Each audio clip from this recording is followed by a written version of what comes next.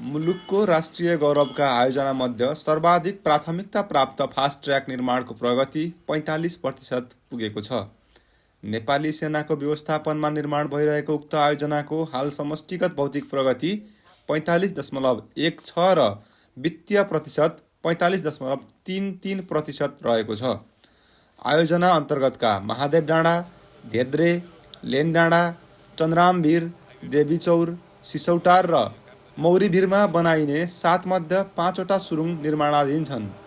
हालसम्म मकवानपुरको धेद्रे तथा लेनडाँडाका दुईतर्फी 4वटा सुरुङ brake through भइसकेको नेपाली सेना सडक निर्माण आयोजना कार्यदलले जनाएको छ। सेनाका अनुसार चालु आर्थिक वर्षको अन्त्यसम्ममा थप 2 जोडी सुरुङ ब्रेक थ्रु हुने गरी काम अघि बढाइएको छ। ती सबै सुरुङको कुल लम्बाइ करिब 11 किलोमिटर रहनेछ। ललितपुरको खोकनाबाट सुरु भई काठमाडौँ, मकवानपुर हुँदै बाराको निजगढ स्थित पूर्व-पश्चिम राजमार्गमा जोडिने कुल 71 किलोमिटर लम्बाइको उक्त द्रुतमार्ग पहाडी क्षेत्रमा 25 तथा तराई क्षेत्रमा 27 मिटर चौडाइको हुनेछ। द्रुतमार्ग अन्तर्गत साना तथा ठुला गरी 89वटा पुल निर्माण हुनेछन्। हालसम्म काठमाडौँको धरहराभन्दा अग्ला 82 मिटरसम्म उचाइ भएका विशेष प्रकृतिसहित 13 स्थानका पुल निर्माण सम्पन्न भइसकेका छन्। ती सबै पुलको कुल लम्बाइ पनि करिब 13 किलोमिटर हुने जनाइएको छ। फास्ट ट्र्याक निर्माणको प्रारम्भिक अनुमानित लागत रु 2 खर्ब 13 अर्ब रहेको छ। आयोजना 2083 चैत मसान्तभित्र पुरा गर्ने लक्ष्यका साथ काम भइरहेको सेनाले जनाएको छ। नेपाल सरकार मन्त्री परिषदले 2074 वैशाख 21 गते उक्त आयोजना नेपाली सेनालाई निर्माण व्यवस्थापनको जिम्मेवारी दिने निर्णय गरेको थियो। आयोजनाको डिपिआर भने 2076 भदौ 1 गते मात्र स्वीकृति भए पछाडि काम अगाडि बढेको हो।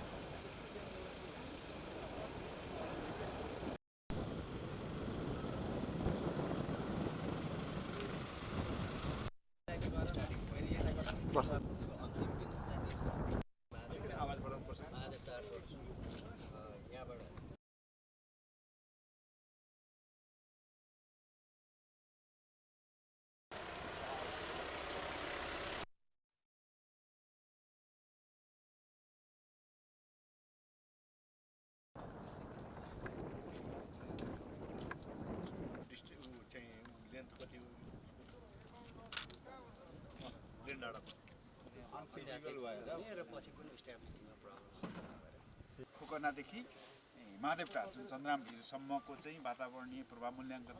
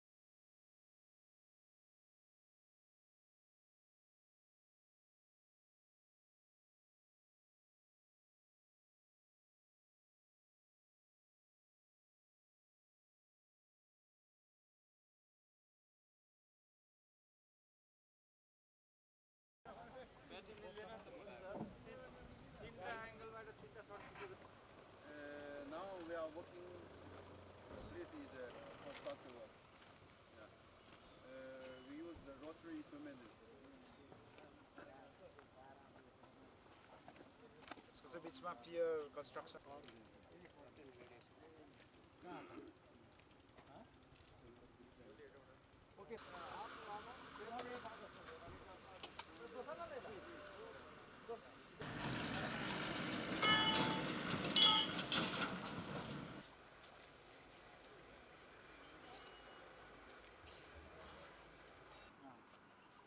आफ्नो यहाँ बिचमा जाँदैछु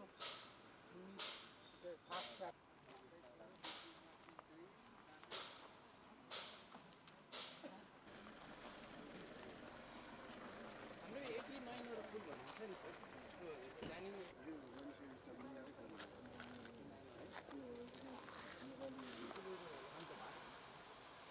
यसको रेन्ज कति 1 किलोमिटर हो कहिले चलायो